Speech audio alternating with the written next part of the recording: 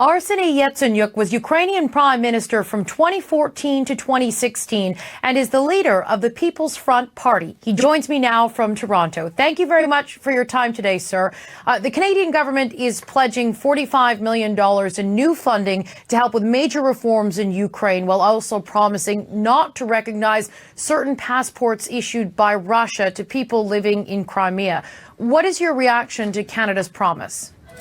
Well, first of all, let me commend the Canadian government and the previous Canadian government that support Ukraine.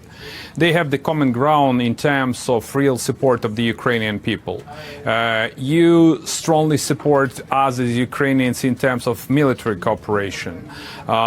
You are against the Russian-led aggression because we are at the state of war with the Russian Federation. Russia illegally annexed Crimea, occupied Donetsk and Lugansk. This is the eastern part of Ukraine. And I truly appreciate everything that you've done for the Ukrainian people.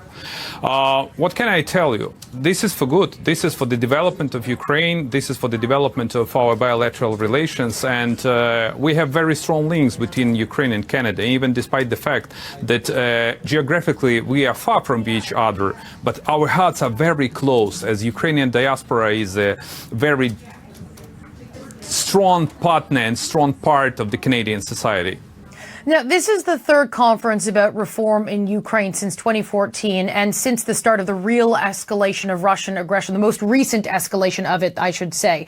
Since that time, Canada has pledged around $785 million in assistance and support in the form of reforms. But is that money really helping to bring about change? Is there anything you could point to that's changed as a result of that financial assistance? I want to be very frank. Definitely, we appreciate this support. But here is the thing. The best way to support Ukraine is to get rid of the Russian forces, military boots, and Russian army, which is on the ground in Ukraine.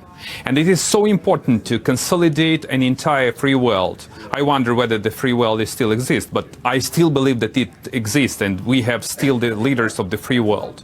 So the key priority for all of us is to restore territorial integrity and independence of the Ukrainian state. And this is the key precondition for any kind of economic growth in my country. How can the country grow having Russian tanks and military on its territory? We pay around 5% of the Ukrainian budget for the military expenditures. That's twice higher than any NATO member states contributes to the NATO funds. You know that Trump is very obsessed with this. So we know that the more you pay, it's important to pay this 2% under the NATO standards. Otherwise, you're going to pay 5% as we pay.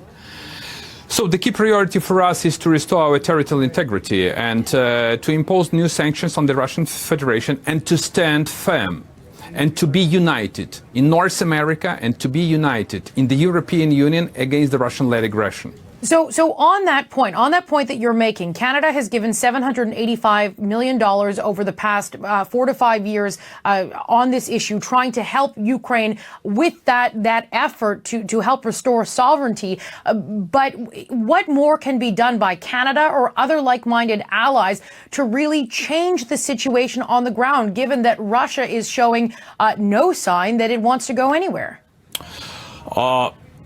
The contribution that Canada have already made is of crucial importance for the Ukrainian people. Look, your military stands shoulder to shoulder with the Ukrainian military. For example, we have joined rails and we share both intelligence, we share our experience, and Ukrainian soldiers got a lot of experience from Canadians, and vice versa, actually.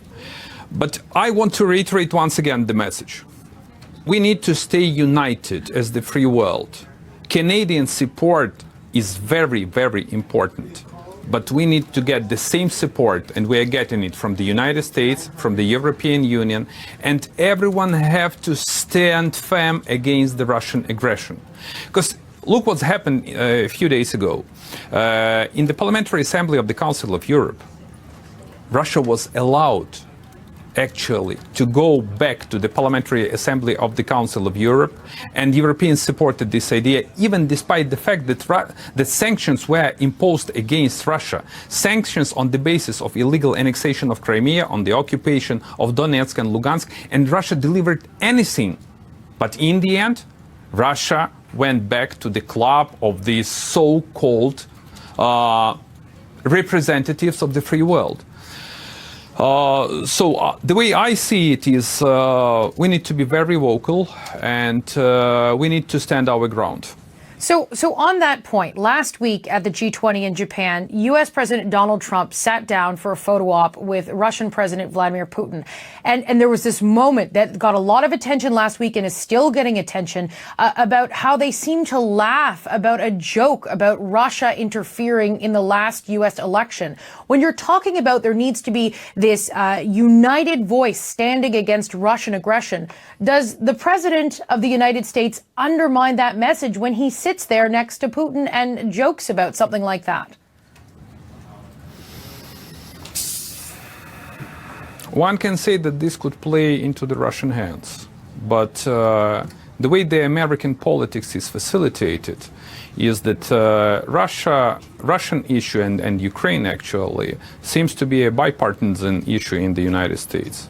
Russia definitely meddled into the US elections. Russia definitely meddled into Brexit. Russia definitely meddled into a number of European elections.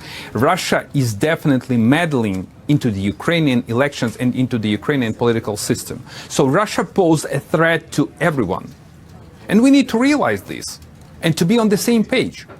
And I strongly believe that the President of the United States fully realized this. I still strongly believe that he fully realized this. So when you see him laugh about it, do you find that, does that undermine what you're trying to do to try and get that message out there? The optics is not the best one. You made a very clear point to say that Russia interfered in the U.S. election. It interfered in your election. It's interfered in elections in the U.S. Canada is about to head into an election season. Do you have any advice for Canadian officials who are probably, we don't have anything confirmed just yet, but given your concerns around Russian interference, if Canadians do come across that? Stay on alert. Be fully armed. They will be interested in meddling into your elections too, because you stand firm. You support and underpin the values of the free world. You support the Ukrainian people, and you are the members of NATO. Your elections will be definitely interested to the Russian FSB and Russian intelligence service and Kremlin. So be aware of this and do everything you can to stop Russian interference into your elections, into your political system. All right, I want to thank you very much for your time today, sir, the former Prime Minister of Ukraine, Arseniy Yacenyuk. Thank you.